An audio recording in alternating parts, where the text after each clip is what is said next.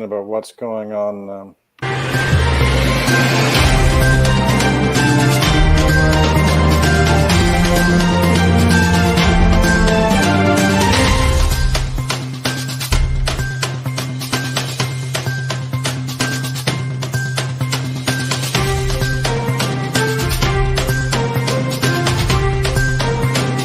Do you know that there is a publishing company that wants to make life easier for you as a writer? This publishing company is called World Inkers Printing and Publishing. We publish in all different languages, and we're looking for writers of all genres, all formats. We're looking for scholars, ghostwriters, playwrights, poets, short fiction, novelists, you name it. We're looking for anybody who is interested in writing and the craft of writing to be in touch with us. You can reach us at info.worldinkers@gmail.com. With World Inkers Printing and Publishing, you do not require a lot of money to publish with us. Contact us today at info.worldinkers@gmail.com. Become a winner with other authors at World Inkers Printing and Publishing. Give us a shot. We will surely finish you.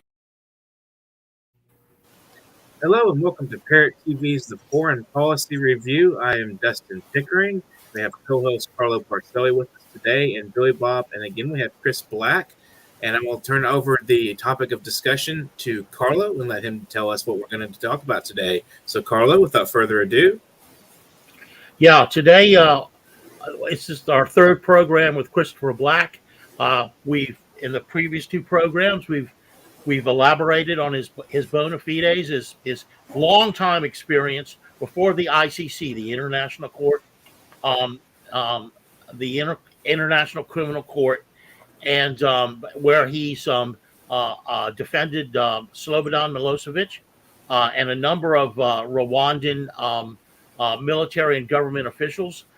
He has an intimate knowledge of the court. Now, as we all know, recently all kinds of accusations have been hurled about the participants in the Ukraine conflict, and today we'd like to get Christopher's take on exactly where the meat is with those accusations, exactly what the situation may entail ultimately if and when any of these matters appear before the ICC.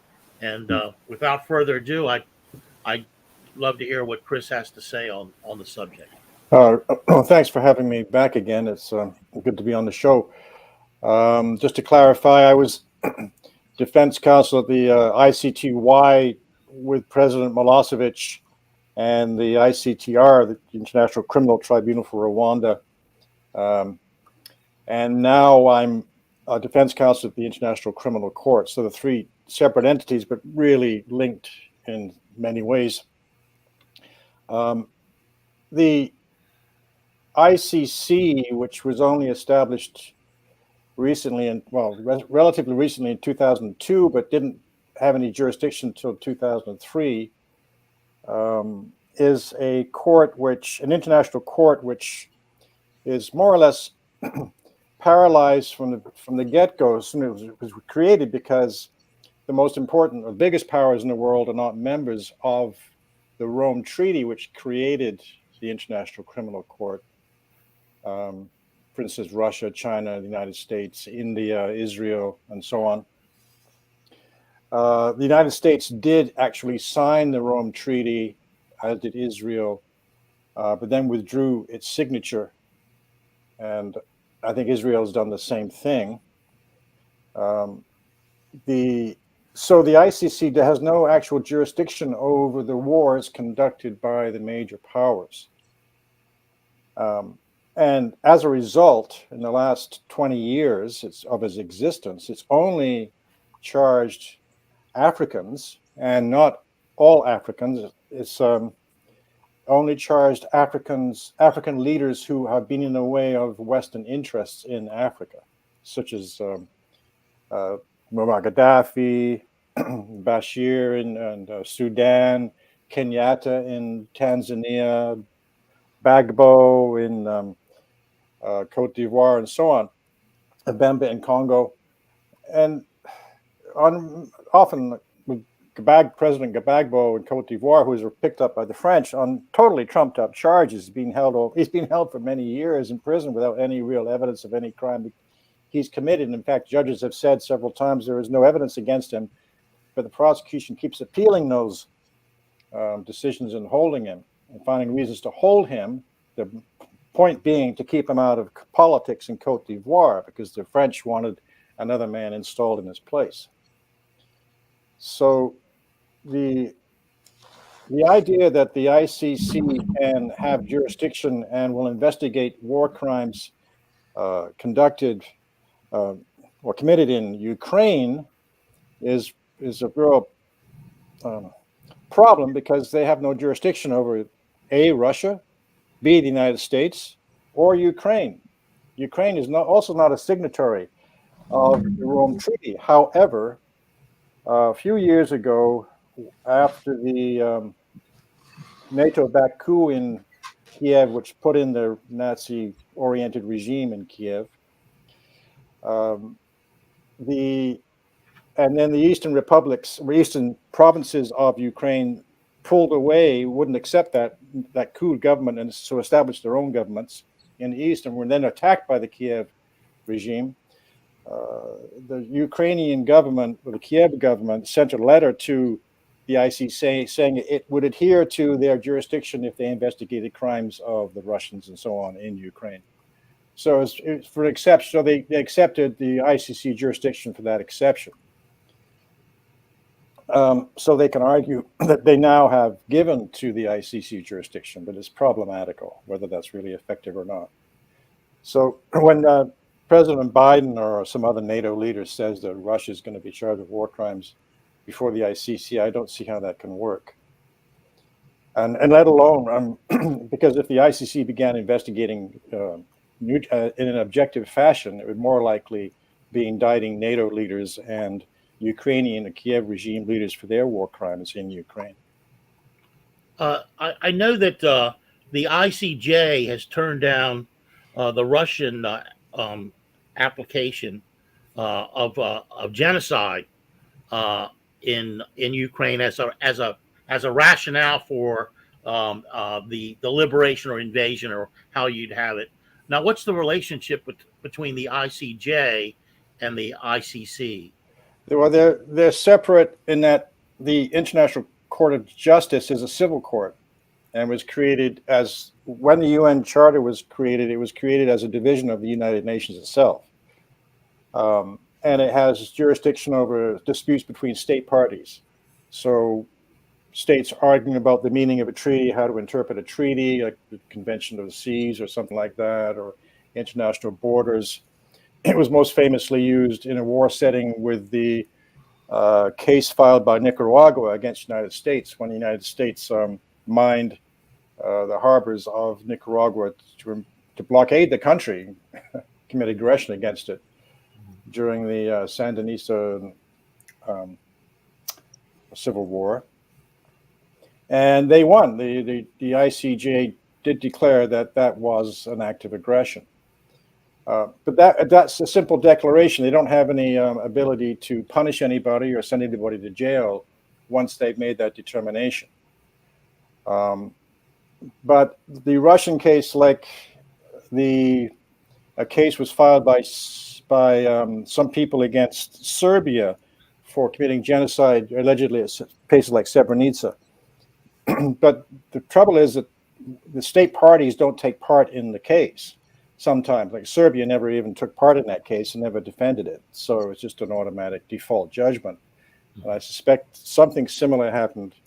I don't know who filed that case, but the fact that President Putin declared there was a genocide against the Donbass Republic, I mean, maybe they have information I don't have. I think that's a bit of a stretch myself. I mean, there's no doubt that war crimes were committed against the Donbass peoples over the last 8 years, serious war crimes and crimes against humanity. Whether it can be declared genocide is a bit of an issue for me, because that means you got to, the killings are for the sole purpose and intent of wiping out or exterminating a people. I'm not sure that can be argued. And so the trouble is, anybody using the word genocide, which is thrown around a lot today, is it becomes almost meaningless. Any war becomes genocide. Like in Rwanda, it became so absurd that because we in the defense proved there was no genocide as they describe it in the mass media, certain people began throwing around the idea, well, okay, the Hutus didn't really massacre the Tutsis. Well, maybe they did, but okay, the Tutsis also massacred the Hutus, so there was a double genocide. And all you have is an obfuscation for the simple word war. You know, when people start killing each other, it's war. You don't need to say it's a double genocide. It doesn't add anything to anything and confuses people, because then people stop looking at what's really behind the word. But I think President Putin has more justification for using that word, even if it's a bit of a reach, I think, than President Biden does, because since the Russian invasion, the number of civilian casualties is in the low couple of hundreds. I mean, if you take in all the alleged massacres the Russians are supposed to have committed and accepted that they were true, it doesn't amount to more than a few hundred people. So, but most of them are not true. But whereas the other side has done quite a number of killings of that nature. Yeah, most of them are false flags. Yes, that's right. The Nicaraguans also got awarded reparations too. I'm sure they're getting a check every month from the U.S. government. I'm sure.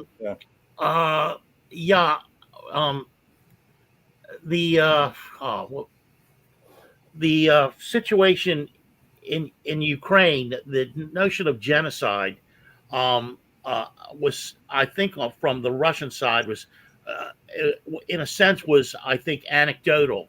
That is, there was no official declaration of wanting to wipe out the people in the Donbass, but there certainly was many public declarations, especially on the part of people in the Azov or the right sector or C-14. I remember one video where the gentleman, if you want to call him that, was talking about being violent in the Maidan coup, and if it hadn't been for him and his cohorts, the Maidan coup wouldn't have happened. So, he said, we just love to kill people, and so I guess I'm getting to the point where it seems to me that the ICC is in essence a kangaroo court. Right. And, you're right. Just to jump in there, if I can, you're right in the sense that the Kiev regime, because it's banned, it went after Russians as a people, even though most Ukrainians are really Russians in a sense. By banning the Russian language and banning Russian being taught in schools and media using Russian, people using Russian on the street and so on, and then attacking the Russian population, heavily Russian population in the East, there no doubt they committed crimes of ethnic cleansing and other war crimes and crimes against humanity. Perhaps you can interpret those as an attempt at genocide, but again, let's say if it has a particular definition, and perhaps it's arguable that it does meet that definition. I don't have all the information that they have, but yeah, you could probably piece together an argument. But whether Biden's accusation just rests on the fact that Russia is actually defending itself against and trying to stop the massive invasion that the Kiev regime is planning against the Donbass republics in February. So he's saved thousands of lives by moving in to defend them and to break up these Nazi formations in the Ukrainian military industrial complex so it can't be a threat to them anymore. But the ICC is how could it actually function when it has no jurisdiction over Russia? It arguably has perhaps in Ukraine, but who's going to go there and investigate? And what side would they take? Would they actually be neutral? I don't think they would be, because they're financed heavily by Japan, Canada, EU countries. Now, Chris, I have a question about, you said Putin was suggesting part of his reason for invasion was that genocide was occurring in the Donbass. He wrote a long article explaining his perspective on the situation. Could you clarify? I mean, did Russia? I mean, is that one of their like official reasons for going in? Is that they declared that genocide was ongoing and they needed to stop it? I hear that, but I haven't actually seen that official declaration. Again, I read Putin's long article, explaining his perspective, but Right. I mean, is there an actual, hey, they're committing genocide and that's why we're doing what we're doing? I mean, there was a lot of reasons. The word genocide has been used, but is it like, I mean, under international law, is it a justification they're trying to utilize, or is it just more of a rhetorical term? Well, I'm not sure how President Putin intended it, because there's no official statement by the Russian government that the Kiev regime or NATO plan to commit genocide or has committed genocide. It is more or less, he's mentioned it in a couple of statements and speeches. Whether he actually intends it in a legal sense, perhaps he does, but I without interviewing him, I wouldn't know. Right. But you could argue that their actions in the past 8 years amount to that. Right, of course. But I think I think you can just go with war crimes and crimes against humanity. I'm not sure you want to, but what can you say? I mean, the justification he had was not really that. It was that that there was an imminent threat of a massive invasion by the 200,000 troops, about 100,000 now surrounded in that cauldron in the eastern Donbass, being surrounded by the Russian forces now and taken apart. That force was there because they were going to invade the Donbass and then push into Russia. And Ukrainian units had entered Russian territory just a week before and were destroyed. And it's also part and parcel of the fact that, so you have the invasion, which is going to take place. So they felt they had to act now, but they also told the United States they were going to act at some point, because the United States intended to complete its line of missile so-called defense systems from Poland down to Romania by placing missile systems in Ukraine, which were capable of launching a first strike against Russia from a very close distance. And the Russians told them, either you take them out or don't put them in, or we're gonna move. We're going to stop you. And that's what they've done. Yeah, that was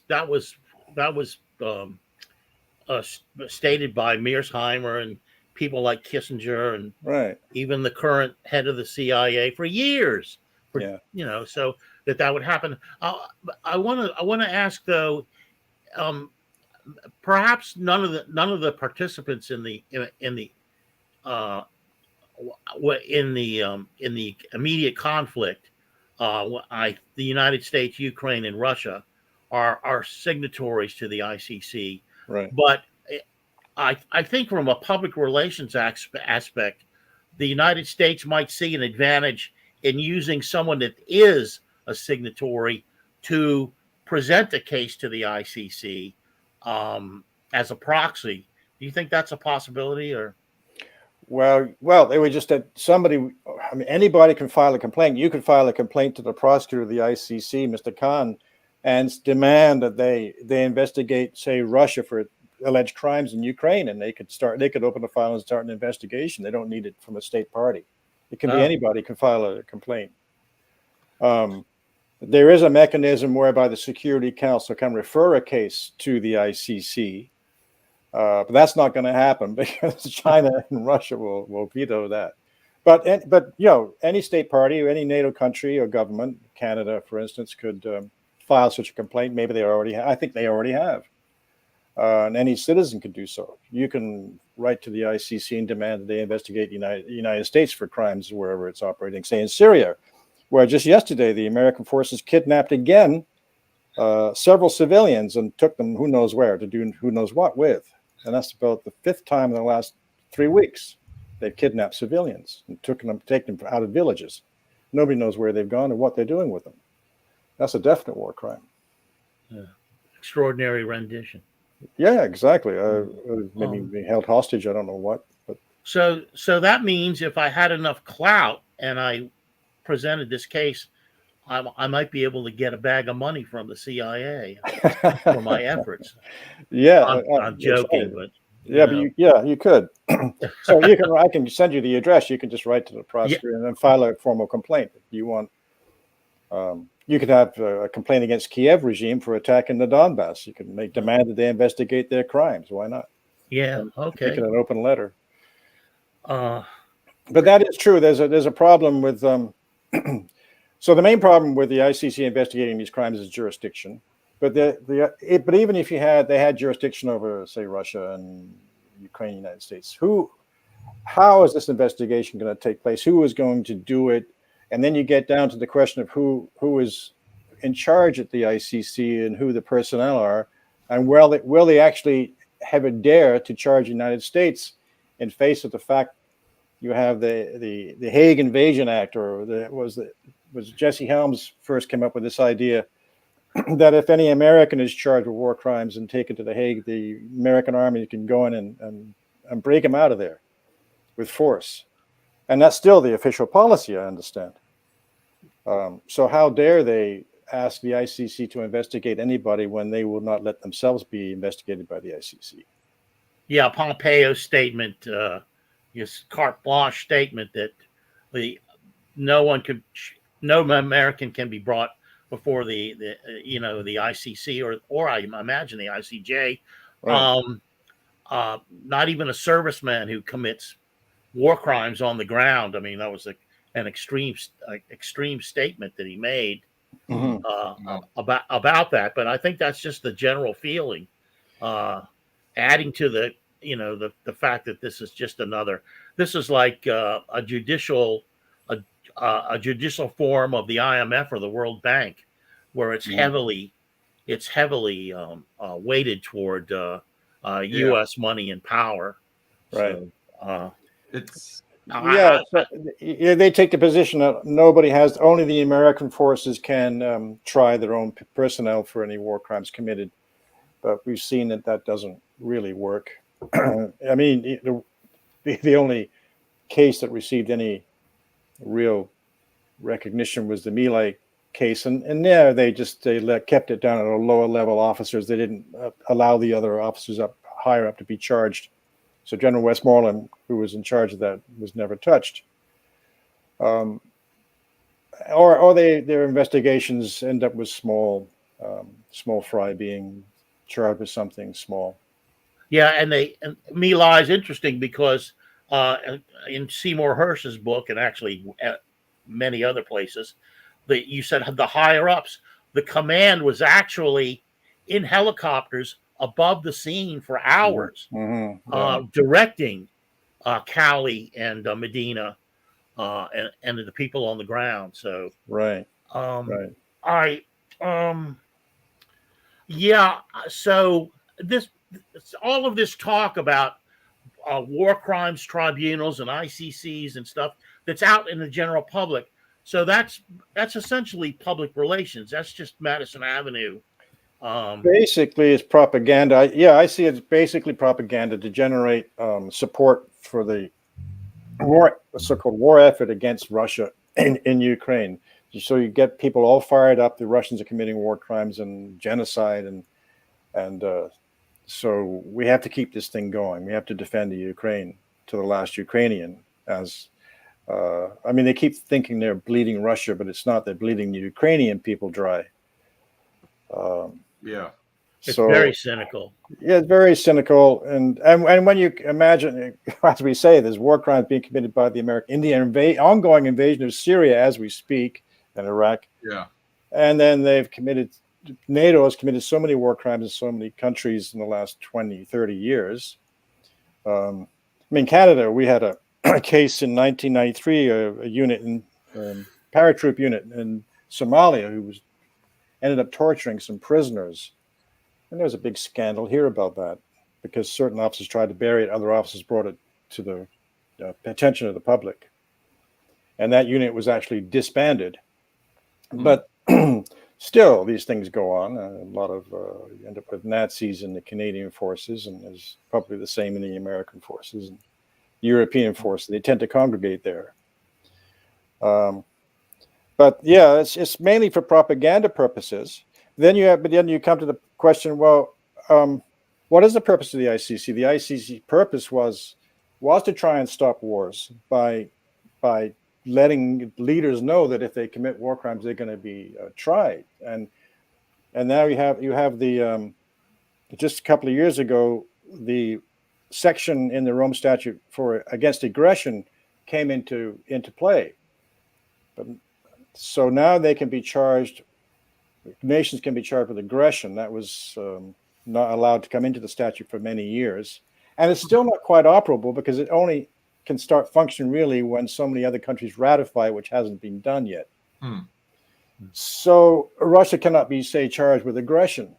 The United States can't be charged with aggression in Syria yet, but it can be charged with war crimes. Both countries can be charged with war crimes if they commit them.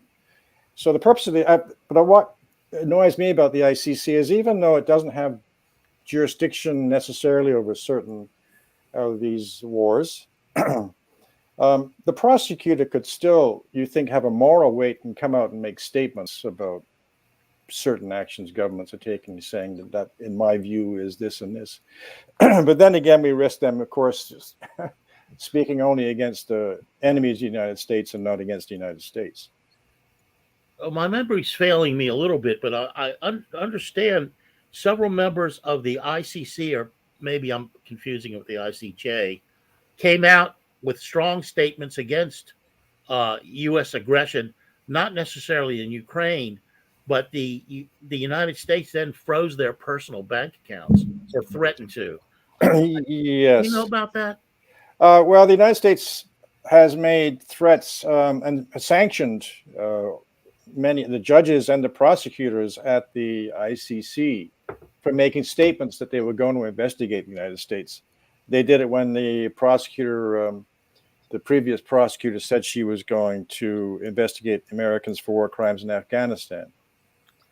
And sanctions were placed, and then Trump threw more sanctions on them. And I think Biden hasn't removed them, or he's said something similar. So it's absurd. They're even sanctioning judges and prosecutors who are supposedly trying to bring justice to the world. That's how absurd it's become. Yeah. But you get to the point where, well, then how do you get any justice in this world when there's no mechanism to arrive at it? So you're left with your own national government. Like you're left with, in fact, the American people. My position's always been that war criminals should be tried by their own people, or by the people that have suffered from them. Because when you get in, unless you have a world government, you're really always in a political situation. There's never anything objective about these tribunals whatsoever. They're always political in nature, and they have a political objective, depending on who controls them. And the ICTY, the ICT, the Yugoslav Tribunal, Rwanda Tribunal, the Sierra Leone Tribunal against President Charles Taylor, which was totally an American Army operation, that whole proceeding, are examples of how they can be used as you say, show trials in kangaroo courts to eliminate a leader they want out of the way, and then justify that elimination by accusing them of framing them up on false charges and creating a false history, and then justifying their own actions by doing. And that's what goes on all the time. So we're left with a situation where there is no real world justice and international. Putin's right, I think, and Lavrov were right when they say international law is pretty much dead.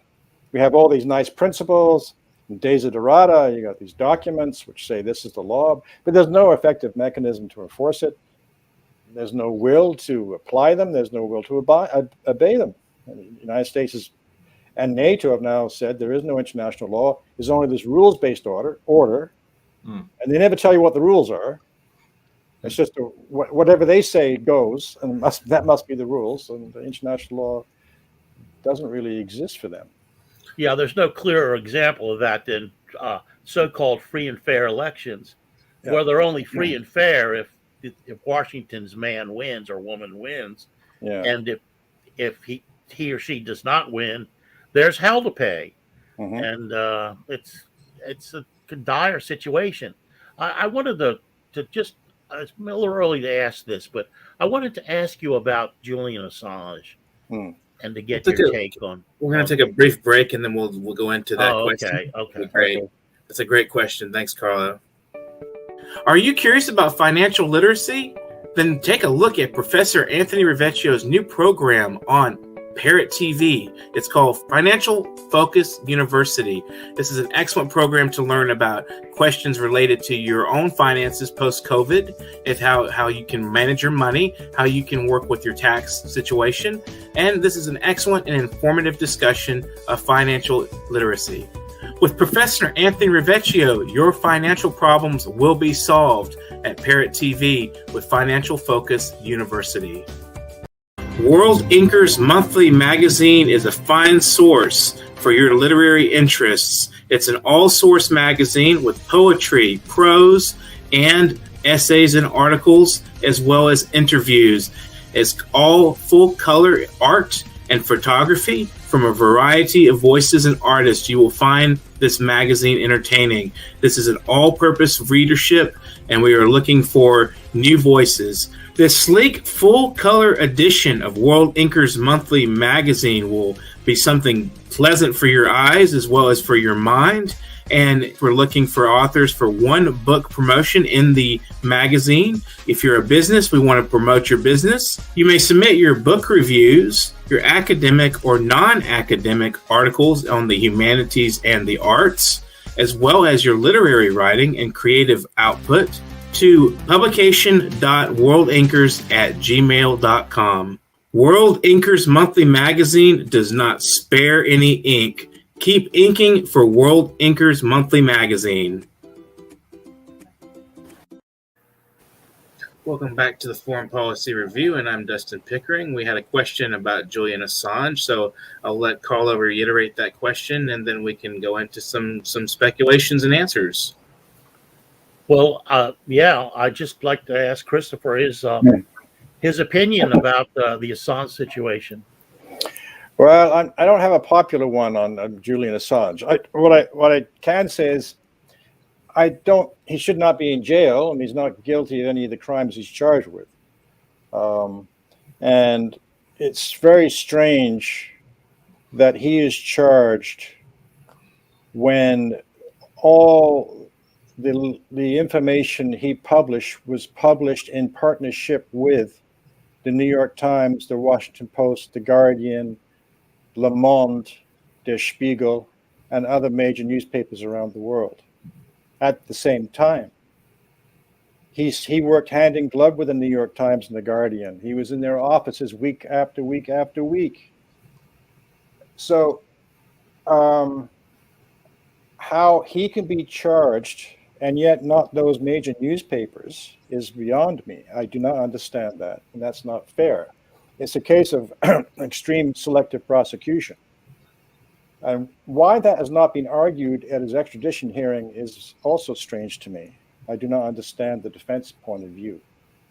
And I do not understand why nobody really mentions it.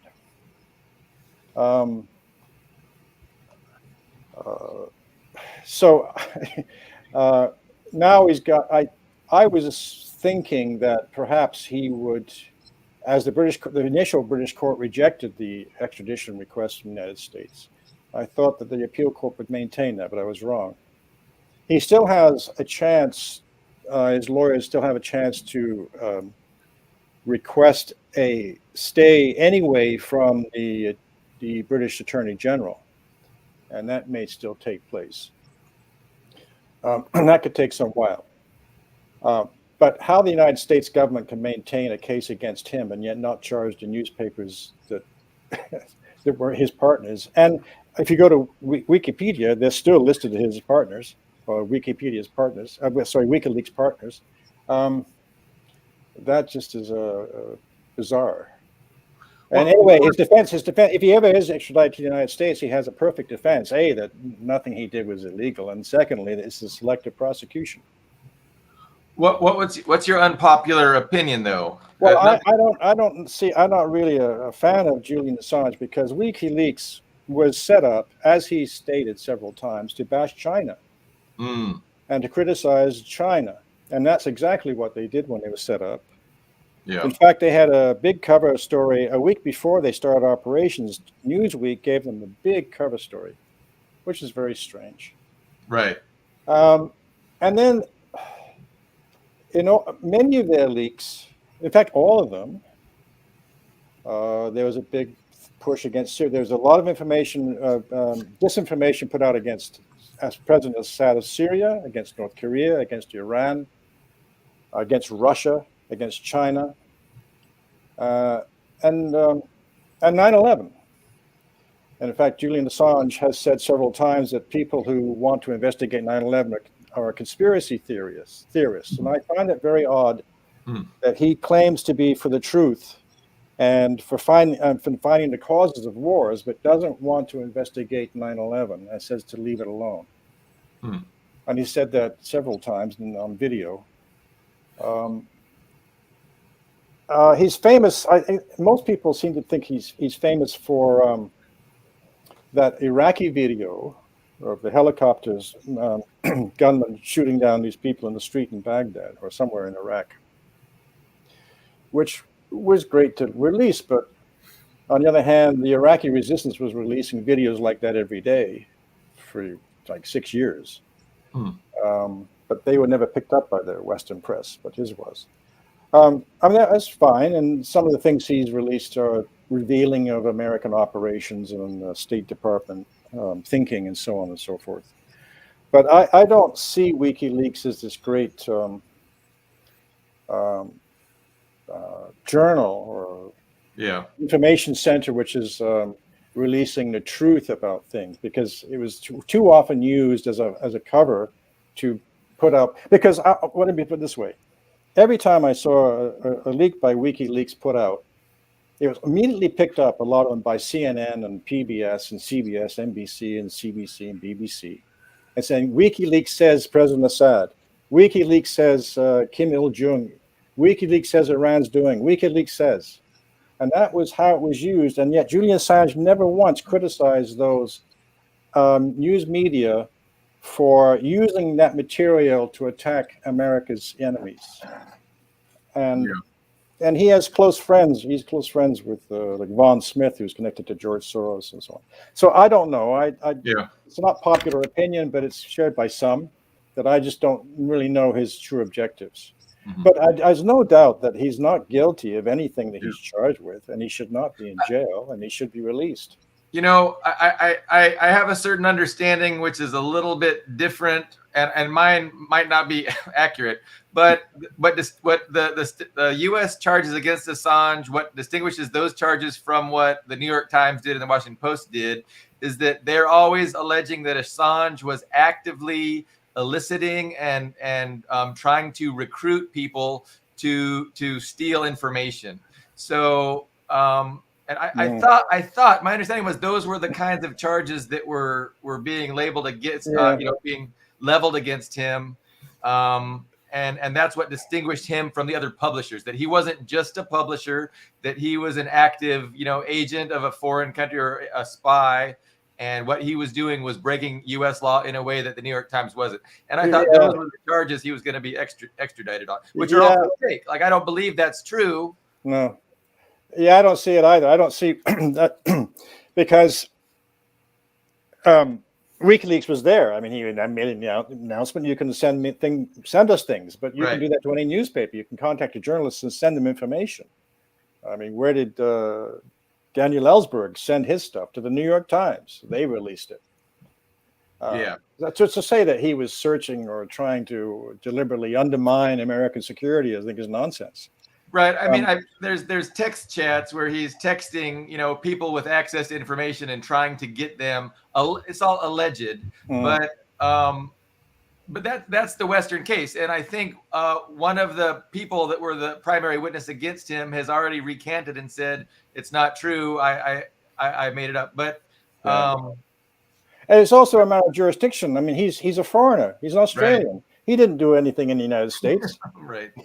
What jurisdiction does the United States government have over a man And let's take him at his best. He is exactly what he says he claims to be, and he may be. He's searching for the truth, and that's what he wants to put out there. Well, he's an Australian working mainly in Europe. Sometimes he came to the States, but none of this was, WikiLeaks is not based in the States. So what crime did he commit in the United States? If somebody wants to send somebody, Manning, whoever gave him the information, sends it to him, where's the crime? It's Manning is, those are the people, and they've already been charged. Why would you want to charge now the conduit to who they sent the information? Because you can't then just charge WikiLeaks, well, Assange, and not the others in WikiLeaks. And then Assange then publishes this material. It only became notorious because the big major newspapers worked with him and published it with him. Yeah. I mean, you can't ignore that fact that none of this would have hit nobody would know about Julian Assange if the New York Times and the Guardian and the Washington Post hadn't published this stuff many, many times for him and with him. So I think he has a strong case if he ever comes to trial in the United States. He's got good lawyers. I don't see how they could really win the case, but they could sadly keep him in prison, detain him for quite a while. Yeah. Well, I as a schmuck down here on the killing floor, I find WikiLeaks extraordinarily valuable, and in this regard, because I kibitz with other schmucks down here on the killing floor because I don't have any cachet, and the arguments usually go, well, that's your opinion, but with WikiLeaks, it's not my opinion.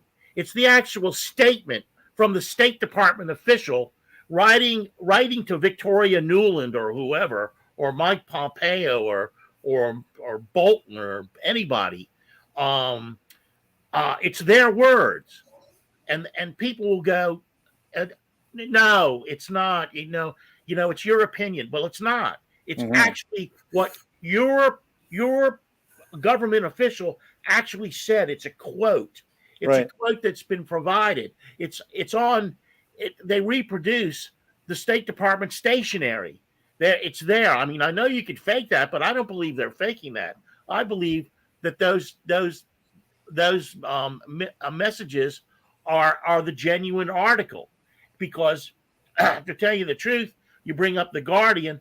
The deal was, Julian Assange was putting people in danger by releasing this information. Well, the fact of the matter is, he vetted the information far more carefully than the Guardian ever dreamt of vetting it. They're a newspaper. They just want to get out there and sell. So, I mean, to me, it's been an invaluable source. In fact, I was trolling it, or I was looking at it this morning as regards Fort Detrick and COVID.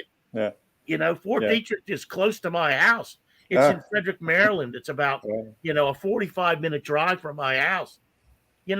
I've gotten at my level down here with the other idiots, I have gotten to people to shut the fuck up so much because of WikiLeaks.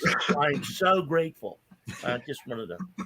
No, it's true. It's another. That's the other question. What crime is it for the American world public to know what their leaders are doing? Why is that considered a crime? So I find it is bizarre that they're going through this these maneuvers to hit this guy. I don't understand why they're really doing it, and it's a mystery to me why they're doing it and what his defense is, because his defense has been a bit strange to me. For instance, when he first arrested, when he came out of the embassy, he was immediately charged with jumping bail, which he had done. But he had a defense, which was that he feared for his life. But when the judge asked the defense if they wanted to run a defense on the bail charge, because he had no convictions up until then, his defense lawyer said, no. We have a defense, we're not going to run it. So the judge said, well, I have to then convict him. And what do you want to do? Well, we're not going to run the defense. Well, then I just take that as a guilty plea. I mean, and so then they sentenced him to all these months in jail for jumping bail. He could have been out in bail. And then they could have used that. They could have used that hearing, that trial, that small trial on the jumping bail charge, to bring all his. He had lots of influential people supporting him to come in and explain why he did fear for his life and why he should not be in jail. But they didn't use that opportunity. I don't understand that politically, because it's obviously a political case. He's a political arrestee. He's been politically arrested. That's quite clear. Yeah. So why didn't they run a political defense? I don't understand it. And then he had a chance again to ask for bail after his sentence was up and he should have been released. They asked him if he wanted to run a bail hearing or bail review to get bail for the extradition, and they again declined. I don't understand that either. I don't know what they're doing over there. Who his lawyers? Why he's hired these people? Well, it's was it Clooney's wife or somebody? I don't know. Yeah. I don't trust them, frankly. Yeah, it's definitely an unjust persecution. I mean, without any doubt at all. He was inconvenient to the things that the ruling elite were trying to do, and so they're making an example out of him so other people don't follow suit, and they're just really unjustly persecuting him. But I agree with you, Chris. Like, I mean, I've got the same kind of questions about you, and he's kind of like a free-for-all open source person, but in its own way, that falls within a certain ideology, which definitely isn't the politics that I've embraced. So right. Well, he said in several interviews that he is pro-capitalist and wants to ensure free markets. That was the goal of WikiLeaks. He said so. He's not a socialist. Right. And people often think he is. He's not. He's a liberal. Yes. Which is fine. I mean, that's his politics. That's fine. No problem with that. But I have my doubts what his what his intentions with WikiLeaks are. But there's no doubt this is a political persecution. I mean, I'd gladly defend him if he would hire me, but he hasn't called me up. I think you could What would a prosecution say in reference to freedom of press in the future? I mean, maybe is that a motive possibly? It's the whole thing: freedom of the press, freedom of speech, freedom of association. Right. Why can't the American people, especially, know what their government is doing? Why can't the world people know what their governments are doing? Why is this illegal? Why should he be in jail for telling us what's going on? I mean, he didn't really reveal any military secrets per se that I'm aware of.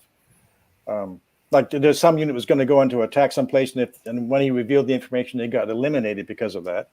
Right. I don't think that happened. So where's the treason? Where's this danger to U.S. national security? I don't see it at all. Yeah. Especially when, like I say, the major journals are putting out what he says all the time, and still do. They still quote him, and he still speaks from his cell from time to time. It's interesting. You have a little bit of faith in the U.S. criminal justice system. I mean, I think I have trust in some American lawyers. I think some American lawyers are really, really good. Yeah. And if you have a fair judge, there are some good judges around. I don't know who they would fix him with as a judge in the court. And we know from past experience, sometimes they can stitch people up with sweetheart lawyers who throw the case. But if he had somebody who was very competent, and they could really cause them a big problem. And I think they will regret having him in the United States on trial. But I don't understand why this whole thing's taking place, really. Or what I guess you're saying is just want to make an example of him, but right, that's it. It's intimidation. But in fact, they've done the reverse because they made him into a hero. Yeah, and they encourage others to do the same. And why not? A lot of reporters would like to be like him. You know, Max Blumenthal and Anya Parampil woke up one morning with a SWAT team outside their house here in Washington, and I think he's still shaken up by that. He's a tough little customer, a tough big customer, or whatever. But that intimidation works. It works, and I think it's working on a lot of people who contemplated being in the adversarial press Yeah. Yeah. Well, I had the same experience when I think I told you last time when the Secret Service here came to visit me and told me I was in danger and I'd be safe if I kept quiet. I mean, that sort of intimidation does rattle you. Even rattles me. But yeah, I hope that the British government will not send him back and release him. And I wish the Australian government would support him more. He's an Australian citizen, yet they could do much more to support him. They could demand that the British government release him. The Australians don't say anything. Why nobody puts pressure on the Australian government in Australia or elsewhere to say, look, demand the release of your own citizen is a bit strange as well. Well, that brings me full circle back to a question for you. You've undergone that kind of intimidation. What kind of effect did it have on you? It makes you very nervous. I'm nervous even now. I mean, nothing's actually happened to me, of course, but you don't know. And I write now. I still write, and every time I write an article and publish it, I'm a bit nervous about it. I worry about it because the atmosphere here in Canada now is very, very bad. You support Russia in any way, you're in trouble, and the same in the States and elsewhere. So they do have an effect. I mean, it's affected me in many ways. But I carry on, man. I'm just one of these guys. You push me around, I just don't like it, so I push back. It just pisses me off. So I just keep going. But it does make me nervous, yeah. Yeah. But, I can imagine. But I can only imagine not having experienced that kind of thing myself. Yeah, I mean, one of the reasons I moved to the small town was when I went, I got a death threat, another one, and I went to the Toronto police to talk about it, and the intelligence bureau, and they told me, yeah, we're aware of those threats, and they seem to be serious, so we can't really protect you. You should get out of the city. Go and hide somewhere in a small town. So I did. I mean, we might have moved out anyway, but it accelerated that change for us to go somewhere smaller where I can know the people around me. Yeah, because when I walk down the street, you don't know what's going to happen to you, right? A car hits you or something. It's unfortunate that we don't have a sense of certainty in justice, and to know that they could never get away with that, because they could, and they have, and they do get away with that kind of thing all the time. Yeah, or they try slander, or they try just to slander you. I mean, I like I said, just erase you. There's a Wikipedia page on me, and it was very extensive. But last year they just erased that. Yeah, I noticed that's part of the censorship effort. Yeah. So the International Criminal Court, I mean, in theory and on paper, it's necessary, it's good. But with all these international institutions, it's how they're influenced and manipulated to serve the interests of the wealthy capitalist class that is the ruling class in the West. Exactly. Yeah, it is really a tool of the capitalist class. Like NATO is the armed fist of the Western capital, and so the ICC is the legal arm, and these ad hoc tribunals they set up, they're all to serve their purposes, generally speaking. Yeah. And so they lack really any legitimacy, but the West uses its control over the propaganda apparatus to build up the legitimacy and to build up these institutions in the people's minds. And so they think that they're a tool of justice and getting the bad guys. Yeah. But in reality, they're just, they're selective, they're cynical, they're, engaging in activities solely for the benefit of Western imperialism. So,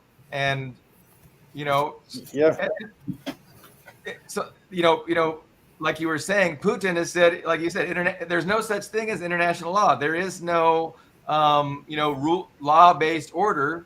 And even Scott Ritter said it a couple of weeks ago on the show. They call it a rules-based order, but like you said, they don't tell you what the rules are. No.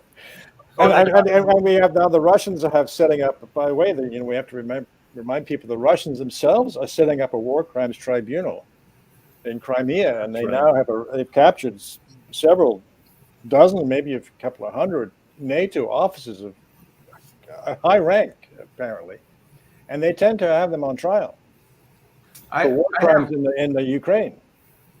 Way more faith in that justice system, finding out the truth and administering justice. I have way more faith in that system than any U.S. dominated international criminal court, which the U.S. says they wouldn't abide by anyway if their people were in front of it. Right. Well, the danger for the Russians is, of course, that the Western media will turn that into, they'll call it the kangaroo court and the show. Oh, of course. Oh, yeah. Of course. But anyway, they're going through that exercise, as I understand. I think it's supposed to start in June, but I don't have much information on it. Well, it'll be interesting. They're going to have tons of evidence. There's no doubt. It'll be interesting who they parade, because there's still that rumors that they captured at least one American general, General Plutiev, but the American government doesn't deny it, but they don't confirm it either. And the Russians aren't saying so, but there's rumors of that. Yeah. And so what comes out of that, we don't know. But all we can say is that to try and get international justice, I don't really know how we obtain that in this world with the way it's structured, unless you had a world government. But then you would have no wars in a world government, I suppose, so it wouldn't be needed, because you'd have one government. It couldn't attack itself. So it wouldn't make any sense. I think the military-industrial complex would figure out a way to do it. Yeah, because all those war crimes tribunals that had any effect, the Tokyo Tribunal and the Nuremberg Tribunal, were victors' tribunals. There's no doubt about it. I mean, the Nuremberg Tribunal was important because it set up certain principles about aggression being a crime against peace and so on and so forth. But it really was a victor's justice, because the Allied crimes weren't judged at all. It's only the Germans and the Japanese thrown in jail or executed. Right. And that's the way they all seem to go. So we can only hope that somehow the world gets to a place where every nation can join the ICC, and it's run by an elite core of, or objective, independent people who are answering to no one. But I don't know how we get that into that nirvana state. Yeah. And then you have Operation Paperclip and all of the Nazis that were, embraced by the United States. And Canada. I mean, we imported many Nazis here into Canada. Now we even have one finance minister now is defending her grandfather, who was working for the Nazis in Ukraine, killing Jews. She covers up for him, and they have that attitude here. I mean, Canada is one of the worst. Because and yet it was funny, because in the First World War, many Ukrainians were rounded up and thrown in concentration camps in Canada, because they were assumed to be Bolsheviks. So we have about a minute and a half left of the show. Minute and a half left. Oh, yeah. I'm gonna go ahead and close out. Thanks for the invitations and all of the discussion here, Chris, and Billy Bob and Carlo. Thanks for being on the show. You guys have been watching Foreign Policy Review, Parrot TV's excellent program on foreign policy in the United States. And be sure to take a look at other programs on this channel. You can like and subscribe and share our content as well. And just remember, if you have not been reading today, you need to get out there and do some reading and do some excellent research and get some thinking going, get your thinking caps going. Thanks for joining us today. Have an excellent afternoon. Do you know that there is a publishing company that wants to make life easier for you as a writer? This publishing company is called World Inkers Printing and Publishing. We publish in all different languages, and we're looking for writers of all genres, all formats. We're looking for scholars, ghostwriters, playwrights, poets, short fiction, novelists, you name it. We're looking for anybody who is interested in writing and the craft of writing to be in touch with us. You can reach us at info.worldinkers@gmail.com. With World Inkers Printing and Publishing, publishing, you do not require a lot of money to publish with us. Contact us today at info.worldinkers@gmail.com. Become a winner with other authors at World Inkers Printing and Publishing. Give us a shot. We will surely convince you. Are you curious about financial literacy? Then take a look at Professor Anthony Rivecchio's new program on Parrot TV. It's called Financial Focus University. This is an excellent program to learn about